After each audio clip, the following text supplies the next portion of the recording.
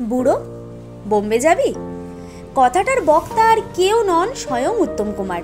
আর এখন নিশ্চয়ই বলে দিতে হবে না বুড়ো বলে কাকে বলছেন তিনি কথাটা। তিনি আমাদের উত্তম কুমারের প্রিয়তম ভাই তরুণ কুমার।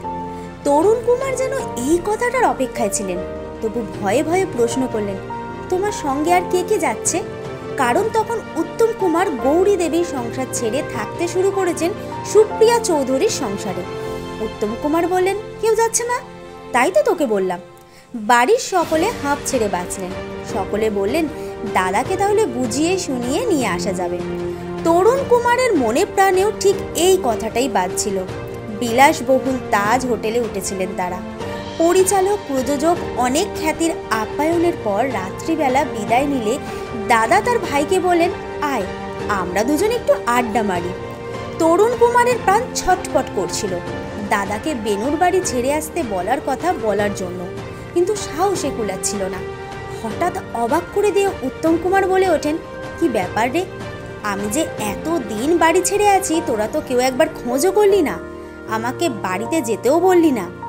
এইবার তরুণ কুমার সুযোগ বুঝে বললেন, প্রোডাকশন ম্যানেজারদের জিজ্ঞাসা করতে প্রত্যেক ফ্লোরে কিভাবে ঘুরেছেন তরুণ কুমার। দাদা বললেন, তা না হয় হলো, বাড়ি যেতে তো বলা হয়নি। এতক্ষণে তরুণ কুমার সাহস পেয়ে গেছেন। বলছেন, বাবা চলে যাওয়ার পর তুমি ওই বাড়ির অভিভাবক, তুমি যাবে কিনা তুমি ঠিক করবে, আমরা ছোটরা তোমাকে জ্ঞান দিতে যাব কোন সাহসে? সঙ্গে আরও যোগ করলেন, গৌরী বৌদি কত বড় বাড়ির মেয়ে, অথচ কিভাবে মানিয়ে নিয়েছেন আমাদের সঙ্গে। আজ তুমি বিশাল বড় নায়ক, অর্থ যশ প্রতিপত্তি সব কিছু আছে, কিন্তু যেদিন সামান্য কেরানি ছিলে এবং নায়ক হওয়ার জন্য লড়াই করছিলে, এই মেয়ে সেদিনও তোমার সঙ্গে ছিল। তাই আজ যদি তুমি ভাবো হঠাৎ করে এসে স্বভাব বদলে তোমার অর্থ যশ প্রতিপত্তিকে ভালোবাসে, তাহলে তুমি ভুল করবে দাদা। পুরো কথাগুলো চুপ করে শুনছিলেন আমাদের মহানায়ক। একেবারে শেষে তরুণ কুমার করলেন মোক্ষম প্রশ্ন, দাদা তুমি শান্তি পেয়েছো? তুমি ভালো আছো?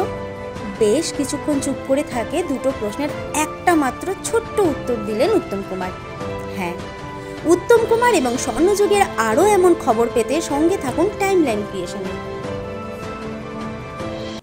এই ধরনের আরও ভিডিও পেতে এবং এই মুহূর্তের সময়ের সঙ্গে আপডেট থাকতে এখনই সাবস্ক্রাইব করুন টাইমলাইন ক্রিয়েশন।